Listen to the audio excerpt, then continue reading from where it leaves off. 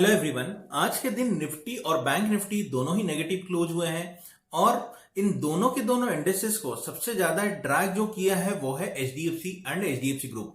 HDFC group के तीनों stocks आज के लिए रहे हैं टॉप लूजर। अगर एचडीएफ बैंक निफ्टी को हम देखें तो बैंक निफ्टी अपने हाई से करीब करीब 600 पॉइंट करेक्ट हुआ है और 300 पॉइंट नेगेटिव होकर क्लोज हुआ है और वहां पे सबसे ज्यादा कंट्रीब्यूशन है एचडीएफसी बैंक का।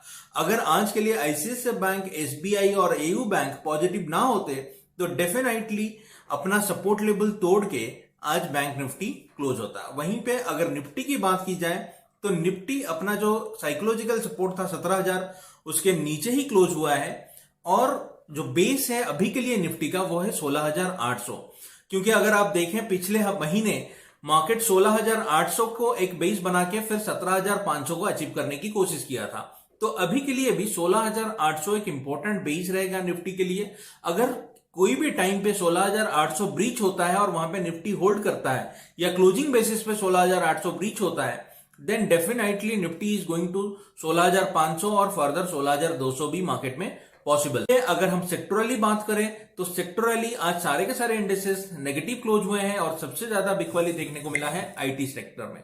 आईटी आज सेक्टर को सबसे ज्यादा कंट्रीब्यूट अगर कोई स्टॉक किया है it is Mindtree, Infosys, TCS. कोई भी आईटी कंपनी हम उठा के देख लें सब में 3 से 4% और कुछ कंपनीज में 8 से 10% का भी कट देखने को मिला है which is very very dangerous. आज के लिए मिड कैप आईटी में उतना ज्यादा वोलेटिलिटी नहीं था, बट जो कंपनीज में रिजल्ट एक्सपेक्टेड है companies like Mastek, happiest mind, वहां पे भी 5% की वोलेटिलिटी देखने को मिला।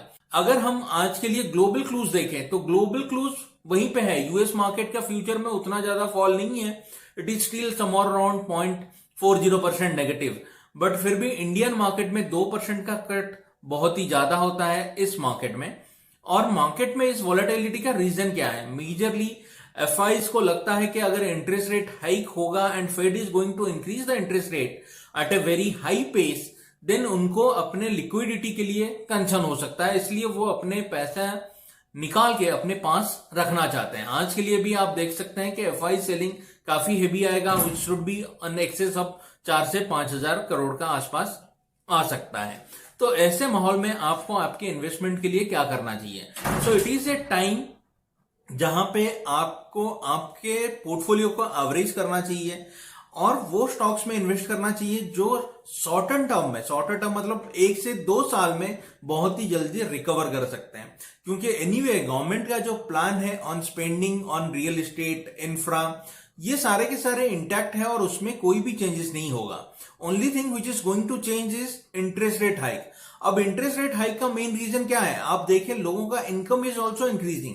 अगर आप रिजल्ट्स के हिसाब से देख रहे हैं कि इन्फोसिस, टीसीएस, माइंडट्री जैसे कंपनी में 24% का एवरेज एट्रिशन है, that means people are getting hired at a very high salary और उनका इनकम बढ़ने ही वाला है। तो इस सारे के सारे जब इनकम इंक्रीज होगा तो डेफिनेटली इन्फ्लेशन भी इंक्रीज होगा क्योंकि लोगों के पास परचेजिंग पावर ज्यादा रहेगा and it is going to impact the commodity prices. तो उसको काउंटर करने के लिए आरबीआई को इंटरेस्ट रेट बढ़ाना ही पड़ेगा in next 1 to 2 quarters time. तो ये सारे के सारे चीजें मार्केट को इम्पैक्ट करेंगे अगले 2 क्वार्टर में और मार्केट को वोलेटाइल रखेंगे। So this is a time to build on a portfolio via SIP. अगर आपको ये समझ में नहीं आ रहा है कि कैसे मैं अपने पोर्टफोलियो बनाऊं, इट इज ए टाइम के आप पिकराइट पे आए और हमारे पोर्टफोलियोज में सब्सक्राइब करें और इन्वेस्ट करें and these portfolios has been outperforming Nifty at a greater margin. Thank you for watching and please subscribe to our channel.